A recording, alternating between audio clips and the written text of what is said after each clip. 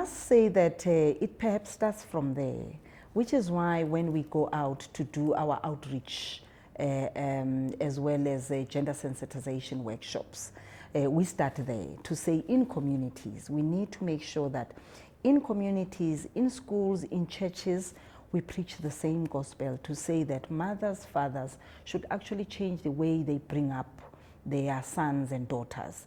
Sons and daughters must be brought equally. It mustn't be that when you give out, for an example, priorities or pocket monies, for an example, you would give to a boy child. And earlier on, I was speaking about the fact that we are also changing the narrative to say that boy and girl child must be empowered equally. They must know that both of them, they have rights. Both of them, they must, occupy or they must run chores equally. And I always say that it's always the case in my house. There is no boy, there is no girl. They always do the chores equally. And this is something that we are preaching in communities to say, mothers, fathers, make sure that even in those families where there are no fathers, mothers should make sure that they play a role in terms of making sure that a boy child and a girl child are brought equally. But I must also say that our institutions must play a role, both at a basic level as well as higher levels. For an example, if we go to Department of Basic Education and Higher Education, these things must be consistent, because what is taught at home, these children spend more time in these institutions. So sensitization in schools is important.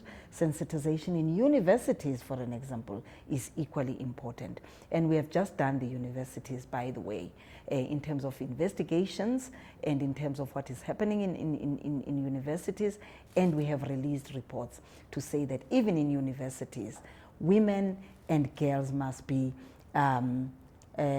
how can I put it? If you are enrolling university students, make sure that both women and both girls and boys, or both female and males, are actually enrolled equally. And by the time they leave the university, the data tells us that women would actually fall, or they will drop out before they finish university. So some of these things should actually be looked at, and we must make sure that universities are alert in terms of making sure that maths, physics, science, and all of those things, women and boys are enrolled equally. And when they start enrolling and when they leave, they must leave equally.